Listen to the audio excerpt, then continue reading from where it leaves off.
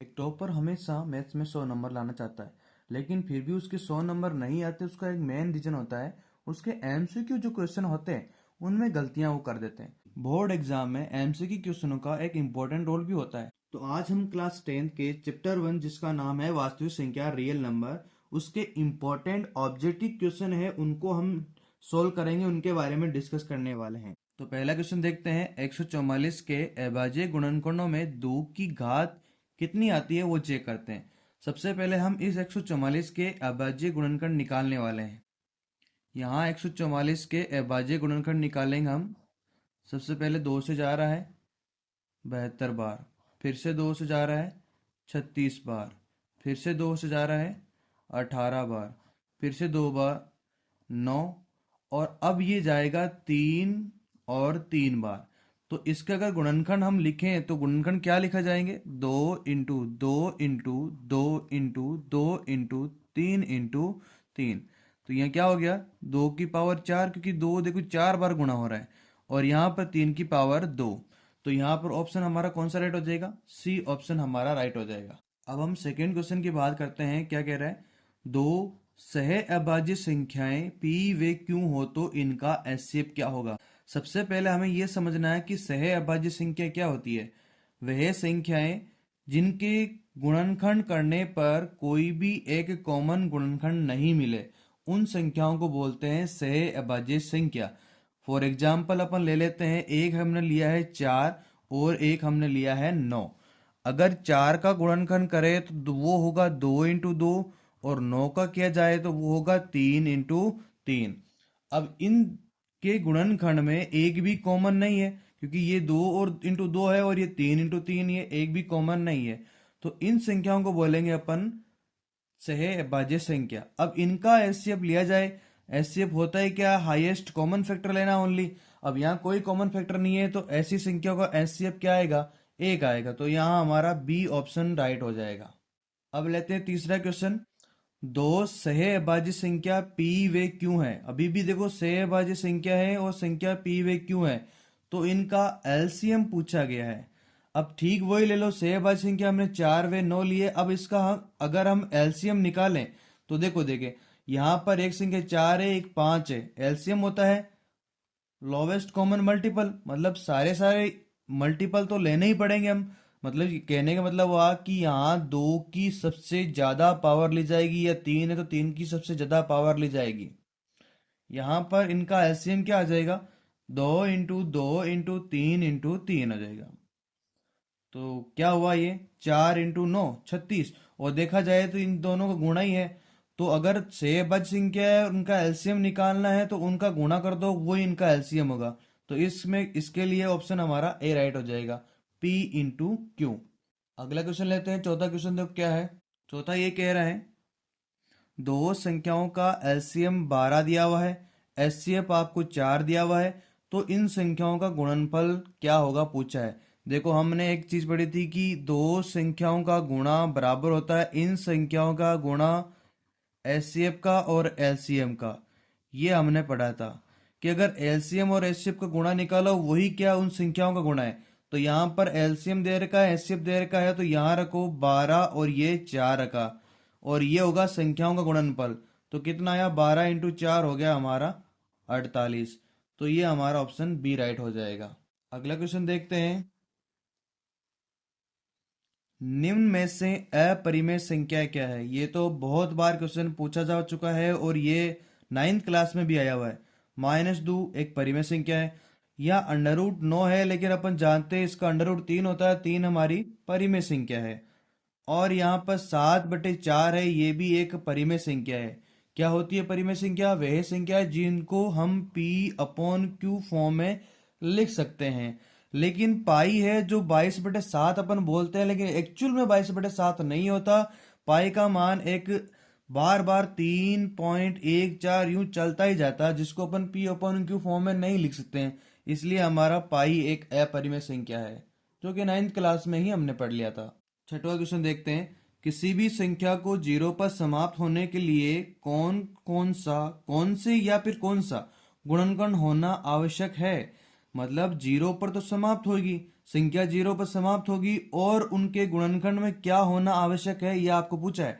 कौन से मतलब यह इनमें से कोई एक या कौन सा इनमें से कोई दो है, इनमें से आपको चूज करना है।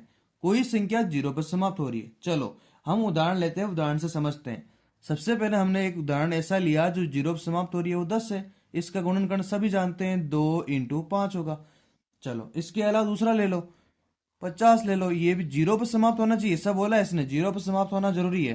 50 है, 50 के गुणनखंड करो, 2 इंटू 5 इंटू 5, ये होते हैं 50 के गुणनखंड। एक और ले लो, 100 के ले लो। 100 के क्या होंगे, 2 इंटू 5 ये तीन संख्याएं लिए, तीनों के जो एंड हो रहे हैं वो 0 हो रहे हैं और इनके गुणनखंड हमने कुछ इस प्रकार नोटिस किए हैं। अब आपने यहां पर ऐसा नोटिस किया कि इनके गुणनखंड में 2 इंटू 5 तो पक्का ही आएगा, बाकी और भी एक्स्ट्रा है तो बात अलग है, लेकिन 2 इंटू 5 तो पक्का ही आएगा।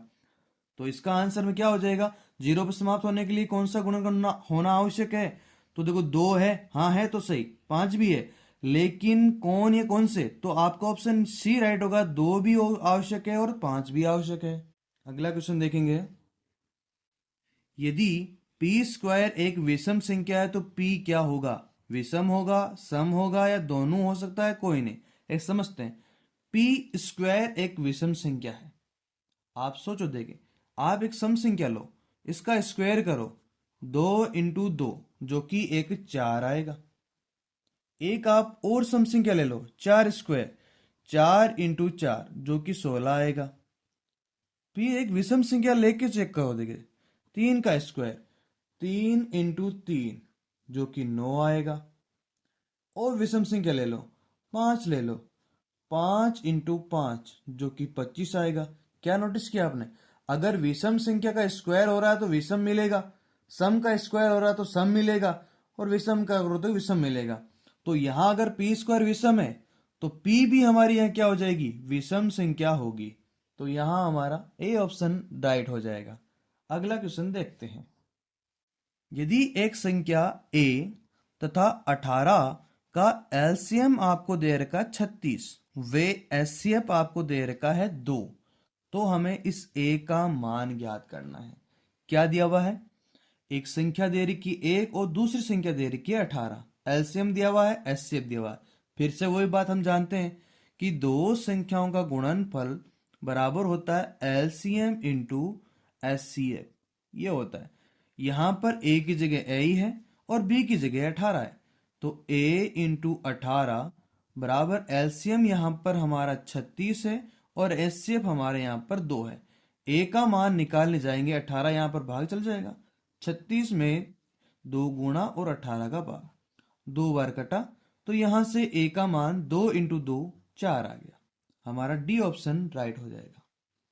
अगला क्वेश्चन देखेंगे, 9वां क्वेश्चन देखते हैं, निम्न में से कौन सा युग्म सह अभाज्य संख्या, अभी सह अभाज्य संख्या की बात करी थी, ऐसी संख्या है जिनके गुणनखंड में कोई भी कॉमन गुणनखंड ना मिले, वो होती है सह अभाज्य संख्या। सबसे पहले से करते हैं 12 व 18। 12 का गुणनखंड क्या होता है, 2 इंटू 2 इंटू 3। 18 गुणनखंड क्या होता है, 3 इंटू 3 इंटू 2। खैर इसमें कॉमन गुणनखंड मिल रहा है तो यह सह अभाज्य संख्या नहीं है। इसका देखो, देखे 3 इंटू 5 और ये 5 इंटू 5, तो इसके अंदर 5 मिल रहा है कॉमन, तो यह भी नहीं है। अगला देखो 2 इंटू 11, ये होते हैं 22 और ये होते हैं 3 इंटू 3 इंटू 3।